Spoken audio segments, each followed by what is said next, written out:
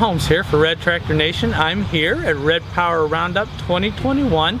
We're in DuQuoin, Illinois, and I have friends here from Chapter 4 Wisconsin, same chapter I belong to of the International Harvester Collectors. This is Dave and Julie Lichtner, and they're from New Berlin, Wisconsin. That's just a little bit north of me. And they have two of their trucks here. We know there's a lot more of them at home. So one of the other members was telling me that they were adding up who had the most stuff laying around, and Dave just blew him away with all his collection. But he's got two really unique ones, not really him, because the other truck we're going to look at actually belongs to the missus. She loves it and she's very proud of it. Dave, I need you to tell me about this big one we're standing in front of right now. What model is this? I believe it's a L190. It's what it's shaped as, but it's titled in 1953 because it was built for the U.S. Navy. Okay. And I found out they didn't title them until they were decommissioned. And once they were titled, then whatever year it was, right, that's what they called it. Yes. So you say it's an L190, so it's an L series. Yes. And it's, what is it badged as? It just says there's no badging on it. No badging. Title is a 1950. Unnecessary badging if the Navy's getting it, if it's going to the military, and it never gets titled because what do they care? It just goes into into just their or whatever. Just a list of, we got this. Thank you, taxpayers, for buying this for us. Okay, now you young Navy guys, don't try to tear it up too much. All right, so what you got under the hood here? It's got a 501 in it. A 501. Yes, with a 5-speed transmission. Okay, so that's a fairly good sized block V8. No, inline 6. Oh, it's inline 6. Ooh, man, that's a big old piece of machinery under there. Yeah. What is it actually built as? Tow truck. A tow truck. This is actually a tow truck body on the back of it. Yeah. So they use this as a tow truck. It's got these huge push bumpers on the front. It's got a huge recovery hitch. It actually has hydraulic lines on the front. What would they have used that for? Those are electric lines for electric lines for charging, jump starting. Wow. So did it have an onboard booster, jump starter? I don't believe so, but it's got a pretty big alternator on. Somebody put on. I don't know when. I bought it in California, and I got it from a guy that, when it was decommissioned, a school bus company or school system bought it to tow their buses around. Okay, so actually this is like leads right off the battery, right off the alternator? There's a big switch in the dash to turn it on to power it. Wow, so it's like you're just jump starting off of it, straight off the alternator engine of the truck itself. Yes, sir.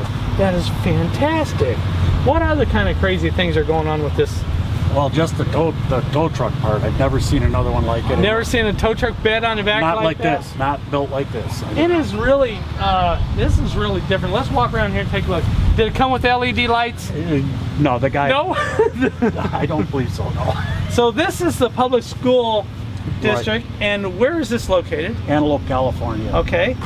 And what is the couple of different colors there? Do you know why it's that? I believe they originally was blue. Originally was blue. And then I believe the school painted it this golden white scheme. Right. Okay. So this thing has a sling on the back, regular sling, just like most tow trucks today have booms and they lift, and you don't get a sling near the front of the car. This has a sling with the two big hydraulic cylinders. And it's got two huge cylinders over here, huge beams that are built into the frame. So it's a huge pivot with a huge beam, almost like a crane beam. Man, I bet you could pick up some big stuff with that. I do believe so, yes. That is a huge.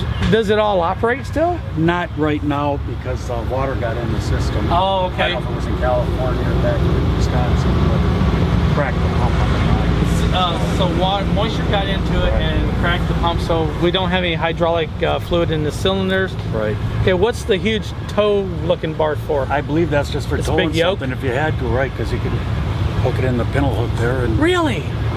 Yeah. Oh my goodness, and just toe start. Right, yeah. We'll just if you had to. If we can't jump it, we'll toe start it. And you got operator's position here. Right. Why would you have one on the outboard and one on the inboard here? Because you got duals. Right. Good question. We'd have to ask the guy that put it on there Yeah. like that. Really super heavy duty bed on this thing, and man, that is a massive amount of metal. Yes. On that. You couldn't kick it and dent it, could you? No. Oh, I don't think you could we? Okay, does it really have a Spicer rear end? Because it's got Spicer I highly doubt it. Spicer mud flaps on it. Yeah. Highly doubt it. So what year do you actually think this is? Well, it's somewhere between the 1950 to 52. And it has Bud wheels on it. Yep. It does not have the regular Spokes. the spoke wheels. It has Bud wheels on it. I call them Bud wheels because Bud Company makes them. I actually had, see those punch outs in the back ones? Yeah. I had a piece of that punch out from the company. Oh, wow. I still have it actually. I was going to have it made into a belt buckle. There you go. I just thought of that just 5 seconds ago. So is a Harley Davidson strap holding the fuel tank on? Is that original? Sure. I know. When I got it, it ran, but it just had a 5-gallon plastic can. Yeah, because the tank was all rotted out. Oh wow. Setting, so, and I tried to have one made like it was supposed to be, and I couldn't do it. Do you have pictures or something? I got the original tank. So oh, you have the original tank. So I just got to find somebody to do a better job. I took it to this guy, and he kind of made that. Was it square or is it rounded? No, it's more of an oblong, like a it's oval got, shape. Yeah, it's long, but on the outside it kind of curves like that. Exactly. Okay, I got you. Yeah, the guy couldn't figure out how to make the round part, huh? He probably didn't have a roller for his aluminum, so I'm gonna say this is really super heavy duty aluminum though. Yeah. The only weak link in this whole setup here is that wood. Oh, underneath the wood. There is between the main frame of the vehicle and the tow truck bed system, there's a chunk of, it looks like it's about 4 inches thick of wood. Do you know how wide that is under there? Probably the width of the frame. The width of the frame? So the wheels could go down. I wonder, do you think they had to have that like that, or are they using it to straighten up the chassis? That's a good or question. Let's keep it from being right on the frame so it doesn't fracture it?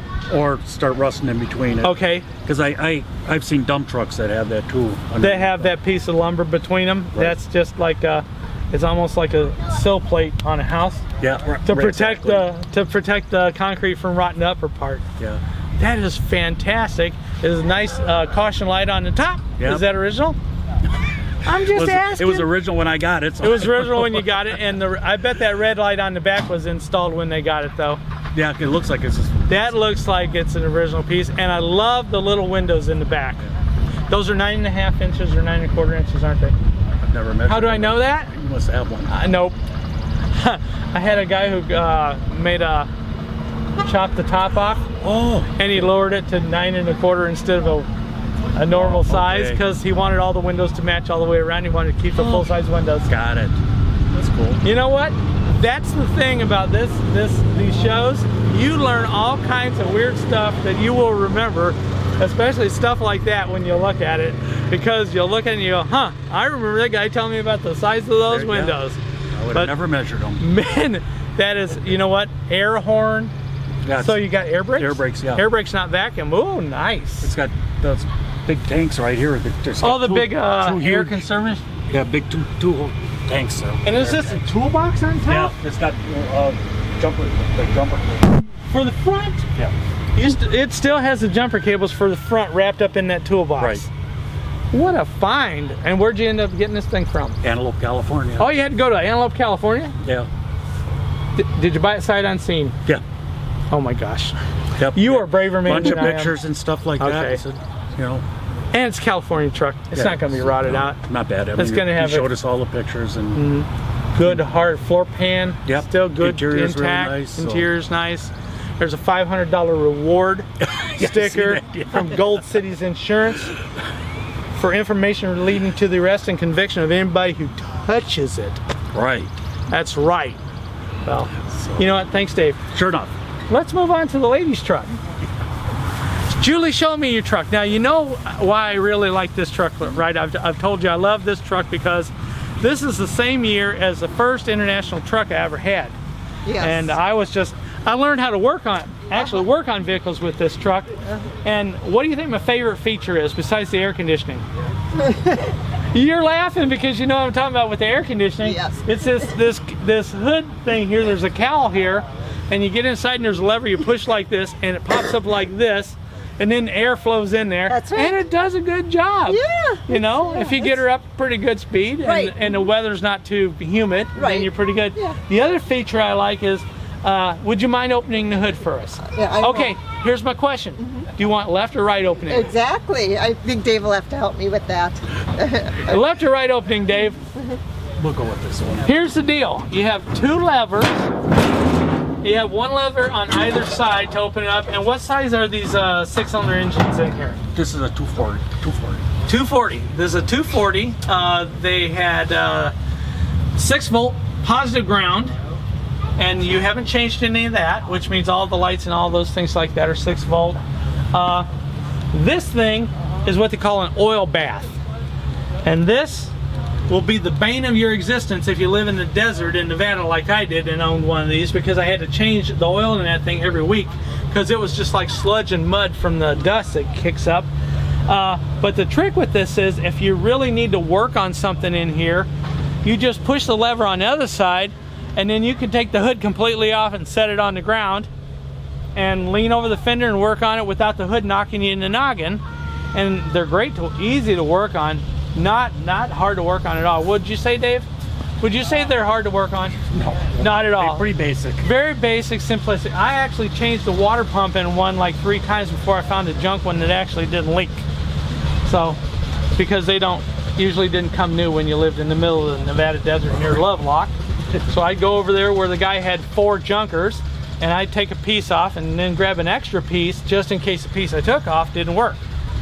And that's how basically I figured out how a combustion engine worked and how to replace thermostats and water pumps and carburetors and everything else that you need.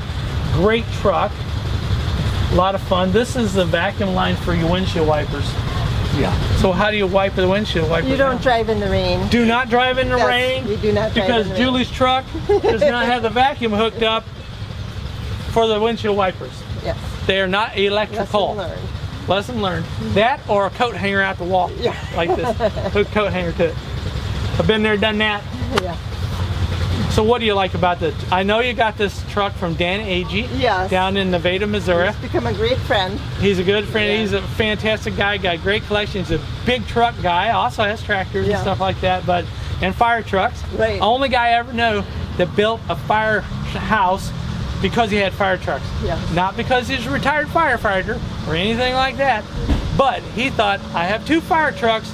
They need to be inside a firehouse. Right. So you met Dan. Dan had the truck, and you said, Dan, I'm gonna steal that truck. And so you stole the truck. And Dan's still trying to find it. Yeah, every time I see him. And he sends people saying, I'm repossessing it. Yep, he sent me over here this morning. He goes, yeah, I'm on my way to look at another collection, but you go over there and you tell Julie you're taking that truck back for me. Yes, all the time. I said, I will. So Julie, what do you like about your truck? Oh, I love the uniqueness of it, and everybody always asks if I'm going to get it restored. But I love Isn't it restored already? To me, it's perfect the way it is. I like it the way it is. I think so too. I think it looks great the way it is. You know what? It's a beautiful color. It's a beautiful paint scheme. This is back when they painted trucks to have character. Yes. Nowadays, you get your choice of concrete color. Yeah. You either get white or concrete. Mm-hmm. Yeah. Take your pick. Yeah. Or once in a while, you get a red one because it's embarrassed. Yeah. And that's about it. But man, back in the day, you could choose all these cool colors, paint schemes, things like that. Most of the time, they paint the inside all the same color, but so be it. Yeah. And but it's just a beautiful truck. We had it parked for what, 2 years, and we went to get it out for this. It started right up, no problems. You know. There you go. Yeah. There you go. You know what? Good, dependable vehicle. Yeah. And character is a good way to describe it. Exactly. Yeah. You know what? I'm sure somebody who had this before, it's probably somebody's daughter did this. Because this only happens to me when one of the daughters is near something. I have one truck at home that's got like more dents on it than anything, and I could probably write their names on it where which daughter hit it. But you know what? Somebody has a story about that. Somebody has a story about when they picked it up. Somebody has a story about when they went on their first date in it, I bet. Probably. Somebody has a story about when they went to their first job or the first thing they ever hauled in it. You know, so we love the old vehicles because they all got a story. Yeah. Dave, thanks for sharing the trucks with me now, because pretty soon they'll be all mine. Okay. This has been Ed Holmes for Red Tractor Nation. Now check us out on Instagram, YouTube, and Facebook. Remember to like and subscribe so we can look at some more great trucks and tractors together. And we'll see you next time on Red Tractor Nation.